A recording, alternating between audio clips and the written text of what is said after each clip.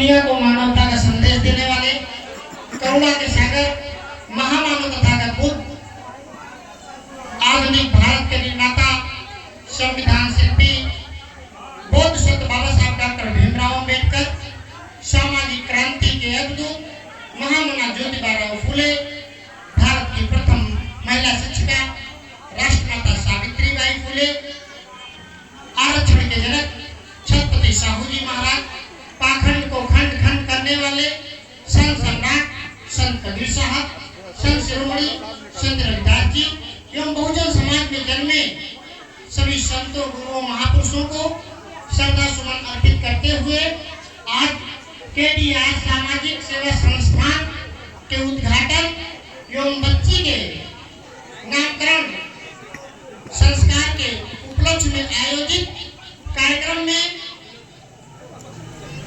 हमारे बीच में बैठे हुए सभी सम्मानित धर्म बंधुओं, माननीय गुरु जी, मानकापुर के भाभी विधायक माननीय रमेश विमल जी और पूरे उत्तर प्रदेश में चल चलकर ये बहुजन समाज को सोती हुई कौम को अपने गीत संगीत के माध्यम से जगाने का कार्य कर रहे बड़े भाई आदरणीय नेपुलाल गौतम जी। मित्रों, ये आज कोई भाषण का कार्यक्रम नहीं है, ये कार्यक्रम बच्ची के नामकरण का है, लेकिन बोलने का समय दिया गया है।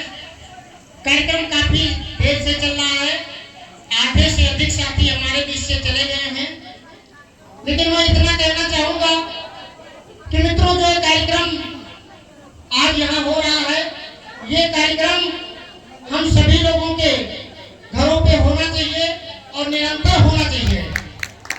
और बाबा साहब डॉक्टर अम्बेडकर ने 1935 में एक कार्यक्रम में कहा था, मैं हिंदू धर्म में पैदा हुआ, ये मेरी बस की बात नहीं, लेकिन मैं हिंदू धर्म में मरूंगा नहीं, ये मेरी बस की बात है। और 1935 में कहने के बाद 14 अक्टूबर सन 1956 को नागपुर की पावन धरती पर बाबा साहब डॉक्टर अम्बेडकर ने कई लाख लोगों के साथ उस घिसी पिटी, ऊंच नीच, छुआछूत, भेदभाव वाली परंपरा को लात मारकर समता, समानता, बंधुता और ज्ञान पे आधारित तथागत बुद्ध के धर्म को स्वीकार किया। मित्रों, आज जो भी कुछ है, आज हम लोग जो भी कुछ है, ये बाबा साहब डॉक्टर अम्बेडकर की बदौलत है। अगर बाबा साहब डॉक्टर अम्बेडकर ना होते तो आप अपने इतिहास को पढ़ लीजिए। हमारे पूर्वज अपने घर पर अपनी टूटी चारपाई पे बैठने नहीं पाते थे।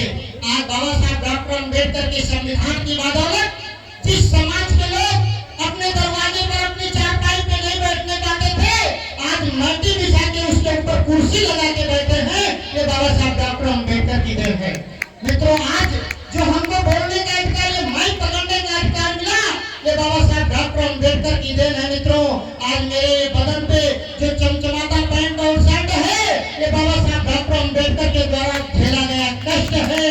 मित्रों, आज मेरे पॉकेट में जो ये पेन है, ये बाबा साहब डॉक्टर अम्बेडकर की बदौलत है, उनकी देन है।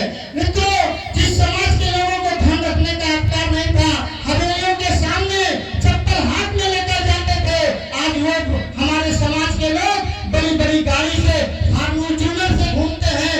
जिस समाज के लोगों को कुएं और तालाब का पानी पीने का अधिकार नहीं था, वो बंद बोतल बिसलेरी का पानी पीते हैं, ये बाबा साहब डॉक्टर अम्बेडकर की बदौलत है। मित्रों, आज मेरे पास जो दौलत है, वो बाबा साहब डॉक्टर अम्बेडकर की बदौलत है। तो मित्रों, मैं इतना कहना चाहता हूँ कि बाबा साहब डॉक्टर अम्बेडकर ने कार्यक्रम में कहा था कि समाज के पढ़े लिखे लोगों ने हमें धोखा दिया है। मित्रों, पढ़ना लिखना ही बहुत कुछ नहीं है। हमारे समाज के लोग पढ़ लिख लिए हैं, शिक्षित होना ही काफी नहीं है। शिक्षित होने के साथ साथ प्रशिक्षित होने की जरूरत है कि हम लोगों को अपने और पढ़ाई का ज्ञान होना चाहिए। हमारे लोगों में अपने और पढ़ाई का ज्ञान नहीं है। दोस्त और दुश्मन के हमारे समाज के लोग पहचान नहीं कर पाते हैं और उसी में धोखा खा जाते हैं। इसलिए हमारे समाज के लोगों को शिक्षित होने के बाद प्रशिक्षित होने की जरूरत है, कैडर कैंपों में जाने की जरूरत है और भाई नेबूलाल हलचल जी के गीतों को सुनने की जरूरत है। सबसे बड़ा ऑपरेशन माननीय नेबूलाल गौतम जी करते हैं। हमारे रमेश बिमल जी, हमारे गुरु जी हमारे बीच में बैठे हैं। आपके कैडर की जरूरत है। ये मेरे बहुजन समाज के लोगों, आप बंद कमरे में अपने इतिहास को, अपने महापुरुषों के विचारों को कैडर के माध्यम से घर घर तक पहुंचाने की जरूरत है और प्रशिक्षित करने की जरूरत है। शिक्षा और प्रशिक्षण में अंतर क्या है? शिक्षा और प्रशिक्षण में अंतर क्या है मित्रों? जैसे एक आदमी पानी में डूब रहा है, अगर वो बचाने अगर कोई आदमी जाता है, अगर वो उसको तैरने की ही कला आती है और बचाने की कला नहीं आती है और वो पानी में जाएगा उसे बचाने के लिए, अगर वो बचाने कला नहीं आती है तो डूबता हुआ व्यक्ति उसको तैरने वालों को भी लेके डूब जाएगा। इसलिए जो तैरने के साथ साथ बचाने का भी कला जानता है तो उसको बाहर निकाल सकता है डूबते हुए लोग को।